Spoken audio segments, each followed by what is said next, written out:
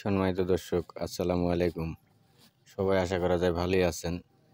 আমিও আশা করা যায় আল্লাহর দোয়ায় ভালো আছি। তো দর্শক, তোমার জন্য আবার একটা ভিডিও নিয়ে আনা, সেটা হলো মাছক দিনে কয়বার খিলাবেন এবং মাছের ভিতর কী কী দিবেন এবং কয় প্রকার মাছে কী কী খাদ্য দিতে হবে, এর জন্য একটা ভিডিও নিয়ে আমি হাজির হলাম আজকে। তো দেখেন, সাধারণত এই পুকুরটিতে সকাল থেকে 3বার খাওয়ানো হয়। সকালবেলা ফার্স্ট টিপে একবার খাওয়ানো হয়, মনে করেন যে খুদের ভাত, খোল এবং বোরহান ডাইলেশন করার পর ওটা মনে করেন সকালে একবার খাওয়ানো হয়। দুপুরে একবার এই পুকুরে মনে করেন যে মোটা ফিট দেওয়ানো হয়, যেটা হলো আপনার পানির তলে ডুবে আর কি। আর বৈকালে 4টার পরে যে খাবারটা দেওয়ানো হয় এটা হলো একটা শুটকি মাছের শুকনা ফিট।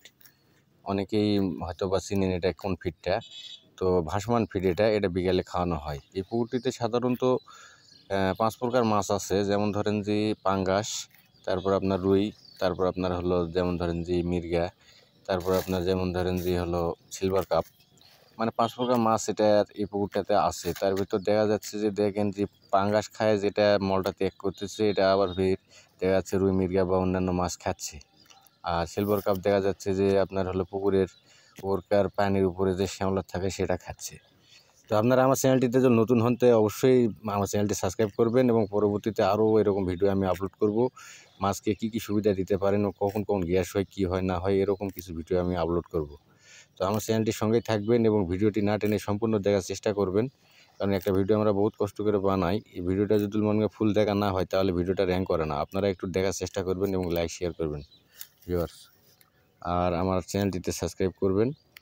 আর সাধারণত এই পুকুরটিতে মনে করেন যে 1 মাসের ভিতর একবার, এটা 3 একর মাটি জলকর, তো 1 মাসের ভিতরে একবার দেখা যাচ্ছে যে এক পাওয়ার টিলার গোবর দেওয়ানো হয় এবং দেখা যাচ্ছে 3 মাসে একবার এখানে সার প্রয়োগ করা হয়।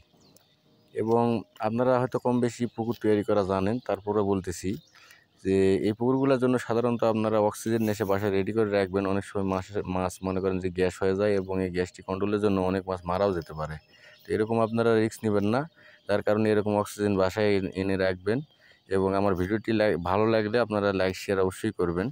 তো আমার চ্যানেলটির সঙ্গে থাকার জন্য আপনাদেরকে অনেক অনেক ধন্যবাদ এবং আমার ভিডিওগুলো শেয়ার করার চেষ্টা করবেন ভিউয়ার্স। আমি এর পরবর্তীতে আরও ভিডিও আপলোড করব। তো এটা দেখার আশায় অবশ্যই আপনারা আমার চ্যানেলটিতে সাবস্ক্রাইব করবেন। ধন্যবাদ।